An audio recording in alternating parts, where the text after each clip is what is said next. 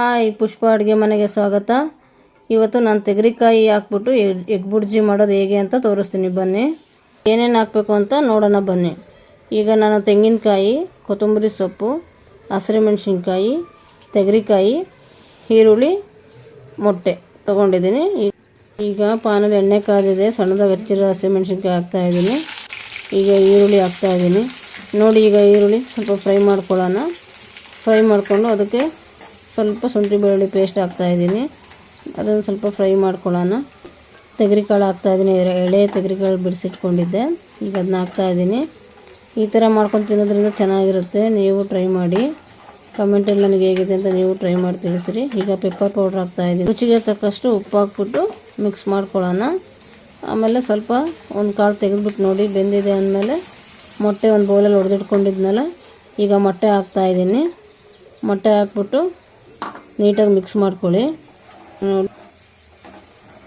ನಾನು ಸ್ವಲ್ಪ ರಸಮ್ ಇತ್ತು, ಆದ್ದರಿಂದ ಇದು ನೆಂಚ್ಕೊಳ್ಳೋಕೆ ಈ ಥರ ಮಾಡ್ಕೊಳ್ಳೋಣ ಅಂತ ಸೈಡಿಗೆ ಇರಲಿ ಅಂತ ಈ ಥರ ಮಾಡ್ಕೊತಾ ಇದ್ದೀನಿ. ಯಾರ್ಯಾರು ಬೇಳೆ ಸಾರು ರಸಮ್ ಇದ್ದಾಗ ಈ ಥರ ಮಾಡಿಕೊಂಡು ತಿಂದ್ಕೊಳ್ಳಿ, ತುಂಬ ಚೆನ್ನಾಗಿರುತ್ತೆ. ನೀವು ಟ್ರೈ ಮಾಡಿ. ಸ್ವಲ್ಪ ತೆಂಗಿನಕಾಯಿ ತುರಿ, ಸ್ವಲ್ಪ ಕೊತ್ತಂಬರಿ ಸೊಪ್ಪು ಹಾಕ್ಬಿಟ್ಟು ಮಿಕ್ಸ್ ಮಾಡ್ಕೊಳ್ಳೋಣ. ಯಾರ್ಯಾರು ನನ್ನ ಚಾನಲ್ ನೋಡ್ತಾ ಇದ್ದೀರ ಅವರು ಸಬ್ಸ್ಕ್ರೈಬ್ ಆಗಿ, ನಿಮ್ಮ ಫ್ರೆಂಡ್ಸಿಗೂ ಶೇರ್ ಮಾಡಿ. ನೋಡಿ, ಎಗ್ ಬುರ್ಜಿ ರೆಡಿಯಾಗಿದೆ.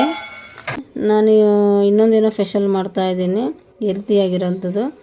ಈಗ ನೋಡಿ, ನಾನು ಅದಕ್ಕೆ ಕ್ಯಾರೆಟು, ಬೀಟ್ರೂಟು, ಸ್ವಲ್ಪ ಪುದೀನ ಸೊಪ್ಪು 3 ತೊಗೊಂಡು ಜಾರಲ್ಲಿ ತೊಳೆದು ಕಟ್ ಮಾಡಿಟ್ಕೊಂಡಿದ್ದೀನಿ. ಈಗ ಅದನ್ನು ಮಿಕ್ಸಿ ಜಾರಿಗೆ ಹಾಕ್ಬಿಟ್ಟು ಜ್ಯೂಸ್ ಮಾಡ್ಕೊಳ್ಳೋಣ. ಅದು ಕೆಲವರು ಸೋಸ್ಕೊಂಡು ಕುಡಿತಾರೆ, ಬಟ್ ನಾನು ಸೋಸಲ್ಲ, ತುಂಬ ಸಾಫ್ಟಾಗಿ ಮಿಕ್ಸಿಯಲ್ಲಿ ಪೇಸ್ಟ್ ಮಾಡಿದ್ದೀನಿ. ಈಗ ಅದಕ್ಕೆ ಬೇಕಾದರೂ ಸಕ್ಕರೆ ಬೇಕಾದ್ರೆ ಉಪ್ಪು ಬೇಕಾದ್ರೆ ಹಾಕೋಬೋದು. ನಾನೇನೂ ಹಾಕ್ಕೊಳ್ಳಲ್ಲ, ಅದೇ ಥರ ಹಾಗೆ ಕುಡಿತೀನಿ. ಯಾರಿಗೆ ಬ್ಲಡ್ ಕಮ್ಮಿ ಇದೆ, ಇದನ್ನು ಡೈಲಿ ಈ ಥರ ಜ್ಯೂಸ್ ಮಾಡ್ಕೊಂಡು ಕುಡಿತಾ ಇದ್ದರೆ ಬ್ಲಡ್ಡು ಹೆಚ್ಚುತ್ತೆ, ಹೆಲ್ತಿಯಾಗಿರ್ತೀರ.